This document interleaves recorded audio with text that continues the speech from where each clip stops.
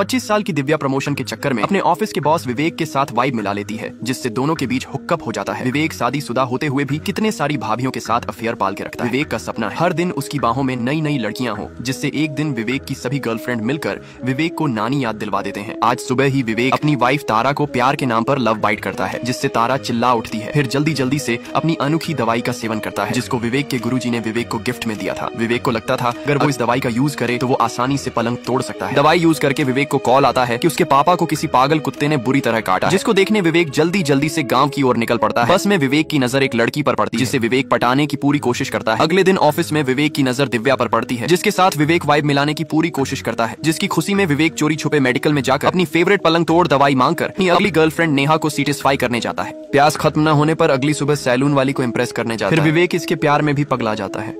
अब विवेक दिव्या को अपने ऑफिस में देखकर उसे मोहब्बत का पाठ पढ़ाकर अपने जाल में फंसाना चाहता है। फिर ऑफिस से निकलते ही उसके गुरु के कहे अनुसार मेडिकल से पलंग तोड़ दवाई चोरी छुपे ले लेता है। फिर अपनी दूसरी पत्नी डायना को कॉल करके पलंग तोड़ने की तैयारी करता है। दरअसल विवेक की पहली पत्नी आयशा के होने के बाद भी उसकी कितनी सारी औरतों के साथ टाका भिड़ा है, क्योंकि विवेक के पास एक ऐसी दवाई है जिसे खाकर विवेक को लगता है कि वो जॉनी भाई का बाप बन जाएगा, जिसका यूज करके विवेक का स्क्रू और ढीला होने लगता है। डायना एक जूनियर आर्टिस्ट का काम करके अपनी बीमार माँ की देखभाल किया करती, जिसमें विवेक डायना के माँ की झूठी मदद करके उसके साथ रिलेशन में रहता है, क्योंकि डायना को विवेक से प्यार हो गया। अगले दिन डायना ऑफिस में काफी सुस्त लग रही, जिससे अच्छा परफॉर्मेंस न करने पर उसे ऑफिस से निकाल दिया जाता है, क्योंकि पिछली रात विवेक ने पलंग तोड़ दवाई का यूज करके डायना की बुरी तरह ली। अब विवेक के रोज रोज के पलंग तोड़ने से डायना परेशान हो जाती है। फिर डायना अपनी फ्रेंड नेहा को बताते हुए कहती है किस तरह विवेक उसकी माँ की मदद करके डायना की रोज बुरी तरह पलंग तोड़ता था। अब विवेक अपनी पहली पत्नी आयशा को अपने साथ पलंग तोड़ने पर मना रहा होता है। इतने में डायना का कॉल आता है कि उसकी माँ अब इस दुनिया में नहीं। अब डायना की बीमार माँ के एक्सपायर हो जाने पर भी विवेक अपनी सास को देखने तक नहीं आता, क्योंकि विवेक अपनी पहली पत्नी सितारा के साथ मुंह काला करने में बिजी था, जिससे डायना समझ जाती है कि विवेक उससे टाइम पास कर रहा है। अगले दिन विवेक डायना के घर आता है। डायना अपनी माँ के चले जाने पर पूरी तरह टूट चुकी थी। ऐसे हालत में विवेक डायना को सहानुभूति देने के बजाय डायना को टकीला शॉट लगाने के लिए मना रहा होता है, जिसका डायना विरोध करती है। अगली सुबह डायना की फ्रेंड नेहा विवेक को किसी और औरत के साथ घूमते हुए देखती है और जल्दी से उसका वीडियो बना लेती है ताकि डायना को दिखा सके। वीडियो देखकर डायना अब 100% श्योर हो चुकी थी। विवेक एक बेवफा बॉय किस्म का इंसान है, जिससे डायना विवेक से पीछा छुड़ाने के लिए कुछ दिन अपनी सहेली के साथ किसी होटल में रुकते हैं और दोनों मिलकर विवेक का काला चिट्ठा पूरी दुनिया को दिखाने का प्लान बनाते हैं। डायना अपनी सहेली के बनाए गए वीडियो से